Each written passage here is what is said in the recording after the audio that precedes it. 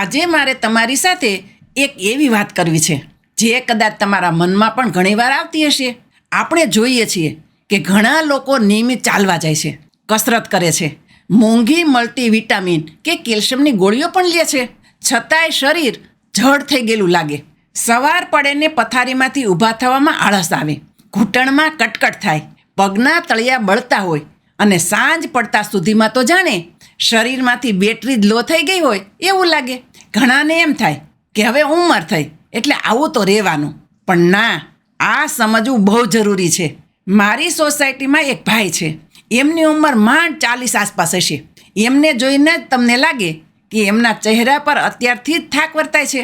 અને બીજી બાજુ આપણા જ પરિવારમાં કે આસપાસ એવા કોઈ કાકા કે કાકી હોય જે 60 વર્ષે પણ જુવાનને શરમાવે એવી સ્ફૂર્તિમાં હોય છે.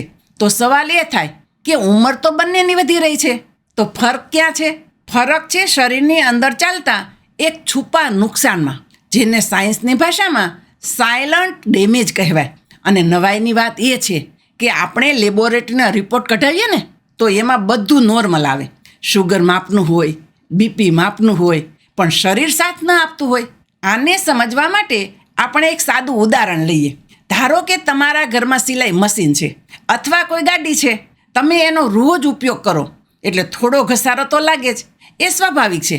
પણ જો તમે એમાં સમયસર ઓઇલિંગ ન કરો તો એ જ નાનો ઘસારો મોટો બનીને મશીન જામ કરી દે. બસ 35થી 40 વર્ષ પછી આપણા શરીરમાં પણ આવું જ થાય છે. મુખ્ય 3 તકલીફો ઊભી થાય છે જે રિપોર્ટમાં જલ્દી નથી દેખાતી. નંબર 1, શરીરની અંદરનો સોજો, જેને આપણે બળતરા કે સોજો કહીએ. નંબર 2, લોહીનું પરિભ્રમણ ધીમું પડી જવું.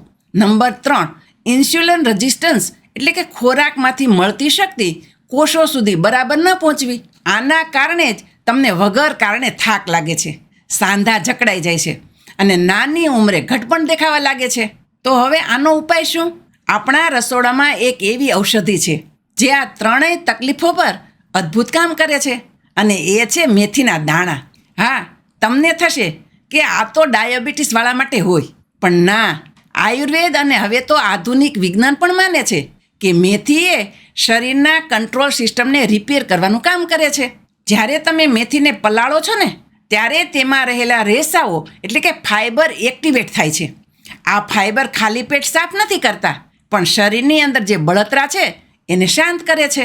જાણે કે તમારા શરીરના કોષોના દરવાજા જે બંધ થઈ ગયા હોય ને, ત્યાં મેથી એક મધ્યસ્થી બનીને જાય છે અને કહે છે કે ભાઈ દરવાજા ખોલો, શક્તિ અંદર આવવા દ્યો.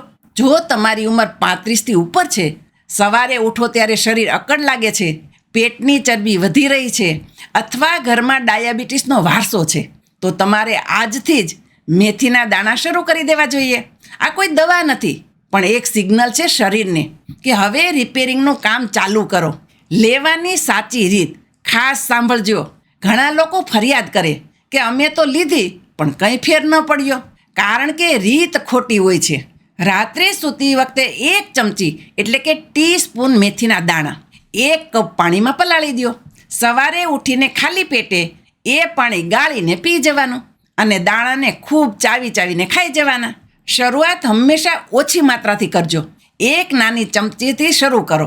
ધીરે ધીરે શરીરને માફક આવે તેમ માત્રા વધારી શકાય, પણ 1 મોટી ચમચીથી વધારે લેવાની જરૂર નથી. અને હા, આ કોઈ જાદુ નથી કે 2 દિવસ લીધું અને 3જા દિવસે દોડતા થઈ ગયા.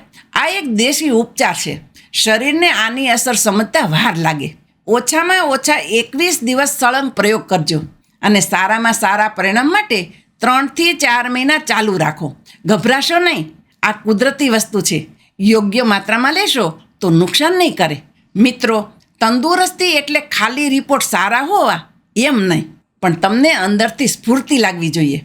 તમારામાંથી કેટલા લોકોને સવારે ઉઠતાની સાથે કમર કે પગમાં કળતર થાય છે? મને કોમેન્ટમાં જરૂર લખજો. અને શું તમે ક્યારેય મેથીનો પ્રયોગ કર્યો છે એ પણ જણાવજો.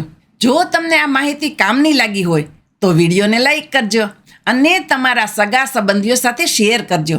આપણે ફરી મળીશું આવી જ એક ઉપયોગી વાત સાથે. ત્યાં સુધી હસતા રહો અને તંદુરસ્ત રહો.